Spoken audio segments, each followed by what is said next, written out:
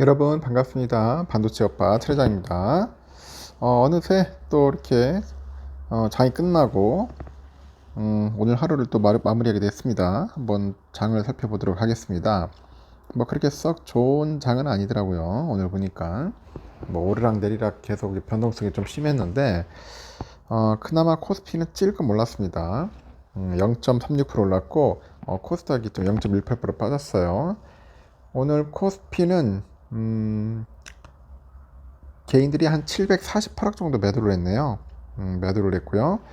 외국인들이 한 220억 정도, 그리고 기관애들이 335억 정도 매수를 했습니다. 순매수. 순매수하고 순매도의 금액을 보면은 그렇게 크지가 않습니다. 그리고요, 삼성전자는 오늘 그래도 선방을 했습니다.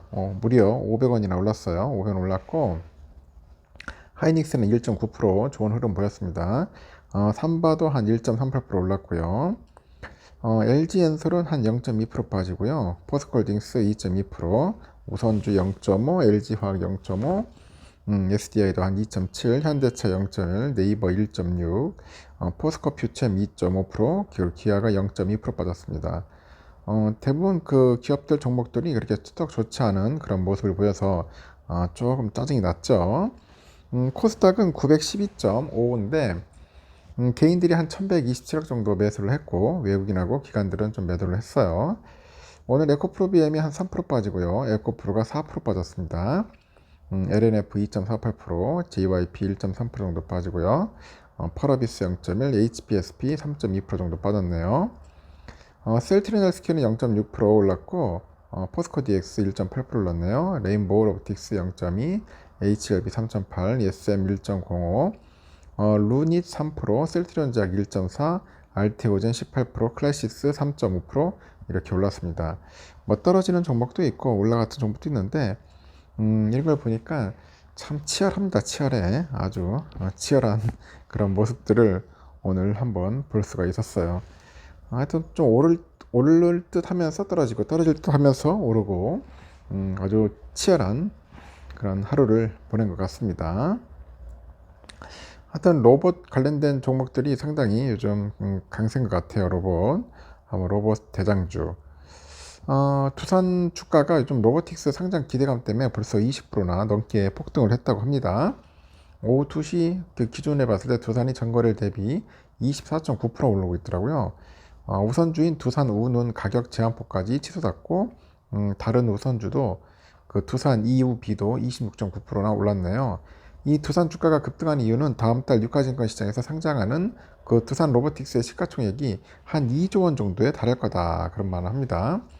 희망 공모가 밴드가 21,000원에서 26,000원 기준인데 두산 로보틱스의 그 시가총액은 1조 3,600억에서 한 1조 6,800억 정도 되는 겁니다. 이날 메리츠증권도 두산 로보틱스의 목표 주가를 29,000원으로 제시했고요. 시가총액은 2조 원입니다.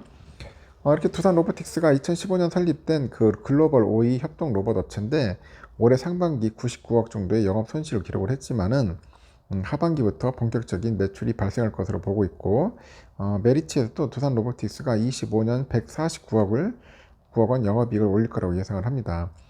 두산 로보틱스는 오는 15일까지 기관의 대상 수요 예측을 진행한 후에 21일, 20일 일반 투자자 대상으로 해가지고 청약을 진행을 한다고 하네요. 이 공모 후에 최대 주주인 두산의 지분율은 68.2%라고 하는 것 같습니다. 관심이 있는 분들은 한번 챙겨보시면 좋을 것 같고요.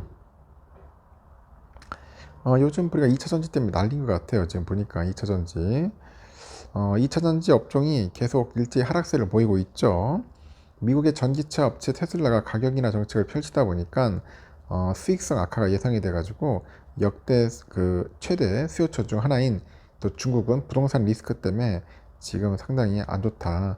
뭐 그런 이야기들도 있는 것 같습니다. 그러다 보니까 2차전지 가지고 있는 분들이 상당히 좀 힘들어하는 게 아니냐 그런 이야기가 있어요. 그래서 결국은 보니까 에코프로가 이제 4%대 급락을 했죠. 100만 원 선을 결국 내줬고 최근에 2차전지에 대한 투심이 또 식었어요. 거듭된 약세 한 달 반 만에 이제 황제주 자리를 반납하는 거죠. 에코프로의 그 자회사 에코프로 BM도 역시 3%대 하락을 마감하는 등 2차전지 종목들이 일제히 약세를 보입니다. 11월 에코프로는 전거래 대비 41,000원 정도 내려서 98만 원에 잘 맞췄는데 에코프로가 종가 기준 100만 원 선을 하회한 거는 지난 7월 27일 이후 약 한 달 반 만의 일입니다. 에코프로는 지난 7, 8일에도 이틀 연속 장중에 100만 원 선을 하회했는데 종가 기준으로는 100만 원 선을 지켜왔습니다. 앞서서 에코프로는 지난 1일부터 7일까지 5거래일 연속 급락세를 보이면서 지난 8일 1% 상승한 바 있습니다.